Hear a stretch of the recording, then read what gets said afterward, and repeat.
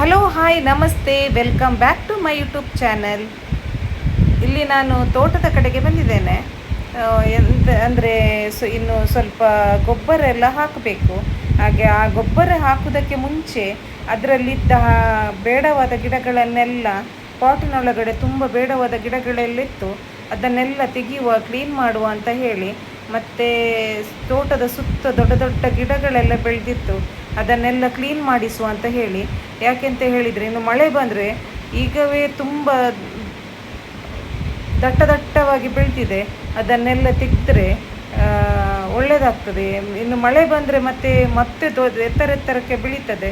ಅಂದರೆ ಒಂದು ಕಡೆ ನೋಡಿದರೆ ಗಿಡಗಳಿಗೆ ತುಂಬ ಚಂದ ಅದು ಸೂರ್ಯನ ಬೆಳಕು ಬೀಳುವುದಿಲ್ಲ. ಅದು ಇದ್ರೆ ನೆರಳು ಬೀಳ್ತದೆ ಅದರದ್ದು, ಮತ್ತು ಗಿಡ ಎಲ್ಲ ಹಾಳಾಗ್ತದೆ.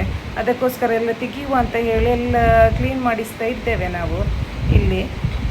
ಮತ್ತು ಅದರ ಪಾಟಿನೊಳಗಡೆ ಇದ್ದ ಗಿಡಗಳು ಹಾಗೆ ಬಿಟ್ಟರೆ, ಅಂದರೆ ಹಾಕಿದ ಗೊಬ್ಬರ ಅದಕ್ಕೆ ಮಲ್ಲಿಗೆ ಗಿಡಕ್ಕೆ ಸಾಕಾಗಲಿಕ್ಕಿಲ್ಲ. ಹಾಗಾಗಿ ಎಲ್ಲ ಕ್ಲೀನ್ ಮಾಡಿ ಹಾಕಿದರೆ ಒಳ್ಳೆಯದು ಒಮ್ಮೆ. ಮತ್ತು ಅದರ ಒಳಗಡೆ ಎಲ್ಲ ಎಲೆ ಎಲ್ಲ ಬಿದ್ದಿರ್ತದೆ. ಅದಕ್ಕಾಗಿ ಅದನ್ನೆಲ್ಲ ತೆಗೆದು ಕ್ಲೀನ್ ಮಾಡಿ ಮತ್ತೆ ಗೊಬ್ಬರ ಹಾಕಬೇಕು. ಹಾಗಿದ್ರೆ ಚೆಂದ ಇಳುವರಿ ಎಲ್ಲ ಕೊಡ್ತದೆ. ಅದರ ಬುಡದಲ್ಲಿದ್ದರೆ ಮಾತ್ರ ಅದು ಮಲ್ಲಿಗೆ ಗಿಡ ಅದರ ಸ್ವಲ್ಪ ಹತ್ತಿರದಲ್ಲಿದ್ದರೆ ಒಳ್ಳೆ ಫಸಲೆಲ್ಲ ಕೊಡ್ತದೆ. ಹಾಗೆ ನನಗೆ ಟೈಮ್ ಇರುವಾಗ ಸ್ವಲ್ಪ ಬಂದು ಅದನ್ನೆಲ್ಲ ಕ್ಲೀನ್ ಮಾಡುವಂತ ಹೇಳಿ ಸ್ವಲ್ಪ ಎಲ್ಲ ಕ್ಲೀನ್ ಮಾಡಿ ಇನ್ನು ಮತ್ತೆ ಗೊಬ್ಬರ ಹಾಕಬೇಕು ಅಂತ.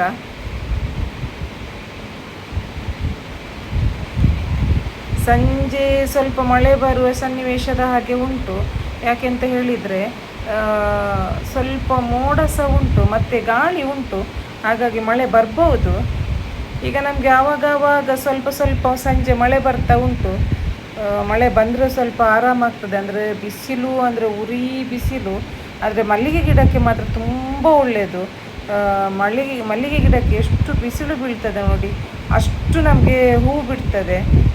ಹಾಗೆ ಅಂದರೆ ಮಲ್ಲಿಗೆ ಕೂಡ ಒಂದು ದಷ್ಟಪುಷ್ಟವಾಗಿ ಬೆಳೀತದೆ. ಅಂದರೆ ಹೂವು ಅದು ಚೆಂದ ಇರ್ತದೆ. ಅಂದರೆ ಸಣ್ಣ ಈ ಚಳಿಗಾಲಕ್ಕೆ ತುಂಬ ಸಣ್ಣ ಹೂಗಳು. ಯಾಕೆಂತ ಹೇಳಿದರೆ ಆವಾಗ ಒಂದು ಕಡೆಯಲ್ಲಿ ಮಂಜು ಬಿದ್ದಿರ್ತದೆ ರಾತ್ರಿ, ಮತ್ತು ಒಂದು ಕಡೆಯಲ್ಲಿ ಎಂತ ಅಂತ ಹೇಳಿದರೆ ಸೂರ್ಯನ ಬೆಳಕು ಕಡಿಮೆ ಸ್ವಲ್ಪ. ಹಾಗಾಗಿ ಇದು ಮೊಗ್ಗುಗಳೆಲ್ಲ ಮುರುಟಿ ಹೋಗಿರ್ತದೆ. ಇಲ್ಲದಿದ್ದರೆ ಸಣ್ಣ ಮೊಗ್ಗುಗಳಿರ್ತವೆ ಈ ಚಳಿಗಾಲಕ್ಕೆ. ಆದರೆ ಈ ಸೆಕೆ ಕಾಲಕ್ಕೆ ತುಂಬ ಚೆಂದ ಮಲ್ಲಿಗೆ ನೋಡಲಿಕ್ಕೆ. ಅಂದರೆ ದೊಡ್ಡ ಮಲ್ಲಿಗೆ ಇಲ್ಲಿರ್ತದೆ. ಯಾಕಂತ ಹೇಳಿದರೆ ಸೂರ್ಯನ ಬೆಳಕು ಯಥೇಷ್ಟವಾಗಿ ಬೀಳ್ತದಲ್ಲ, ಹಾಗಾಗಿ ಬರ್ತದೆ. ನಮ್ಮದು ಇದು ಪಾಟಿನ ಒಳಗಡೆ ತುಂಬ ನೆಲನೆಲ್ಲಿ ಗಿಡ, ತುಂಬ ನೆಲನೆಲ್ಲಿ ಗಿಡ, ಅದನ್ನೆಲ್ಲ ನಾನು ತೆಗಿತಾ ಇದ್ದೇನೆ. ಅಂದರೆ ನೆಲನೆಲ್ಲಿ ಗಿಡ ಇದಕ್ಕೆಲ್ಲ ಮದ್ದಿಗೆಲ್ಲ ಒಳ್ಳೆಯದಾಗ್ತದೆ.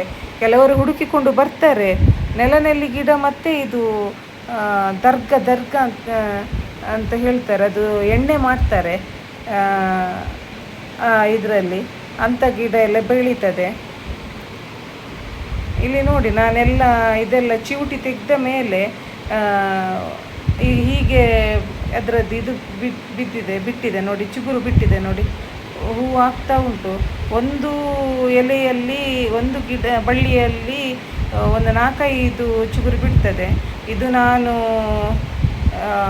ಕ್ಲೇದ್ದು ಮಣ್ಣು ತರಲಿಕ್ಕೆ ಅಂತ ಹೋಗುವಾಗ ಅಲ್ಲಿ ಅವರ ಮನೆಯಲ್ಲಿ ಅವರು ಮಾಡಿದಂಥ ಕಲಾಕೃತಿ. ಅಂದರೆ ನನಗೆ ನೋಡಿ ತುಂಬ ಖುಷಿಯಾಯಿತು. ಇದನ್ನು ಅಮೇರಿಕಾ ಮತ್ತು ಲಂಡನ್ ಆ ಕಡೆಯವರೆಲ್ಲ ಆರ್ಡರ್ ಮಾಡಿಸ್ತಾ ಇದ್ದಾರಂತೆ. ಅಂದರೆ ಅವರಿಗೆ ತಗೊಂಡು ಹೋಗಲಿಕ್ಕೆ, ಮನೆಯಲ್ಲಿ ಶೋ ಪೀಸಾಗಿ ಇಡಲಿಕ್ಕೆ. ಇಲ್ಲಿ ನೋಡಿ ಇವರು ಎಷ್ಟು ಟ್ಯಾಲೆಂಟೆಡ್ ಅಂತ ಹೇಳಿದರೆ, ಇವರೊಬ್ಬರೇ ಒಂದು ವರ್ಷದಲ್ಲಿ 100-150 ಗಣಪತಿಯನ್ನು ಇವರೊಬ್ಬರೇ ಮಾಡೋದು. ಯಾರ ಸಹಾಯ ಇಲ್ಲದೆ ಇವರೊಬ್ಬರೇ ಮಾಡೋದು. ಯಾಕೆಂತ ಹೇಳಿದರೆ ಇವರಿಗೆ ಸಹಾಯಕ್ಕೆ ಹೆಲ್ಪರ್ಸ್ ಯಾರಿಲ್ಲ, ಎಲ್ಲ ಮಾಡಿ ಇಟ್ಟಿದ್ದಾರೆ. ಇದು ಚೌತಿಗೆ ಗಣಪತಿ ರೆಡಿಯಾಗಿರುವಂಥದ್ದು. ಇವರಿಗೆ ಆರ್ಡರ್ ಇರ್ತದೆ ಗಣಪತಿಗೆ. ಇದು ವರ್ಷ ಇಲ್ಲಿಂದಲೇ ಒಂದು 100-150ರಷ್ಟು ಗಣಪತಿ ಇಲ್ಲಿಂದ ಹೋಗ್ತದೆ. ಹಾಗೆ ಅವರು ಇದು ನೋಡಿ ಮಾಡ್ತಾ ಇದ್ದಾರಷ್ಟೇ ಗಣಪತಿ.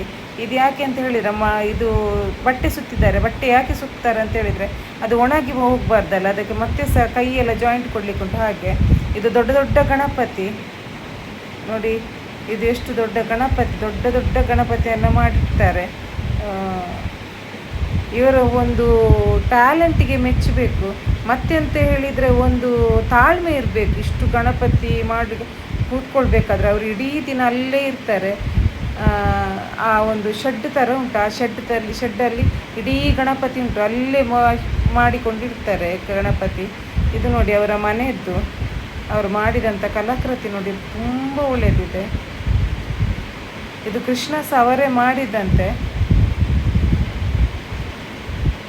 ಪಾಟ್ ಕೃಷ್ಣ ತುಂಬ ಕಲಾಕೃತಿಗಳು ನೋಡಿ. ಇದು ಫೈಬರ್ ಇದ್ದು ಶ್ರೀಕೃಷ್ಣ ಮಾಡಿದ್ದು ತುಂಬ ಚೆನ್ನಾಗಾಗಿತ್ತು.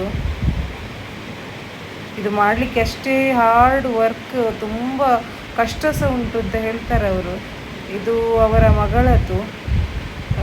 ಮಗಳು ಚೈತನ್ಯ ಅಂತ, ಅವಳದು ಫೋಟೋ. ಇದು ನನ್ನ ಸ್ಕೂಲಲ್ಲಿ ಆಗಿರುವಂಥ ಒಂದು ಡ್ರಾಯಿಂಗ್, ಸಮ್ಮರ್ ಕ್ಯಾಂಪಲ್ಲಿ ಆಗಿರುವಂಥ ಡ್ರಾಯಿಂಗ್ ಇದು ಮಾಡಿಸಿದ್ದು ನಾನು. ಮಕ್ಕಳು ನೋಡಿ ಎಂತ ಮಾಡಿದ್ರು, ಅವರು ಎಷ್ಟು ಚೆನ್ನಾಗಿ ಮಾಡ್ತಾರೆ ಅಂತ ಹೇಳಿದರೆ, ಒಮ್ಮೆ ಹೇಳಿಕೊಟ್ರೆ ಸಾಕು ಅವರಿಗೆ, ತುಂಬ ಚೆನ್ನಾಗಿ ಮಾಡ್ತಾರೆ ಅವರು. ಸಣ್ಣ ಸಣ್ಣ ಮಕ್ಕಳಿಗೆ ಸ್ವಲ್ಪ ಬರೀ ಸಣ್ಣ ಮಕ್ಕಳಿಗೆ ಎಲ್ಲ ಸ್ವಲ್ಪ ಔಟ್ಲೈನ್ ಸ್ವಲ್ಪ ಹೇಳಿಕೊಡ್ಬೇಕಾಗ್ತದೆ ನೋಡಿ. ಅವರೇ ಕಲರಿಂಗ್ ಹೇಳಿಕೊಟ್ರೆ ಅವರೇ ಮಾಡ್ತಾರೆ, ಮಿಕ್ಸಿಂಗ್ ಮಾಡಿ ಚಂದ ಮಾಡಿ ಮಾಡ್ತಾರೆ ನೋಡಿ. ಅವರವರೇ ಪೇಂಟಿಂಗ್ ಕೊಡ್ತಾ ಇದ್ದಾರೆ. ಎಲ್ಲ ಆಗುವಾಗ ಭಾರಿ ಚೆನ್ನಾಗಿ ಬಂತು. ಇದು ಆರ್ಟ್ ಡ್ರಾಯಿಂಗ್ ಎಲ್ಲ ಕಲಿಸಿದ್ದು ನನ್ನ ಮಗ ನೋಡಿ. ಎಷ್ಟು ಚೆನ್ನಾಗಿ ಬಂದಿದೆ ನೋಡಿ, ಎಷ್ಟು ಚೆನ್ನಾಗಿ ಬಂದಿದೆ.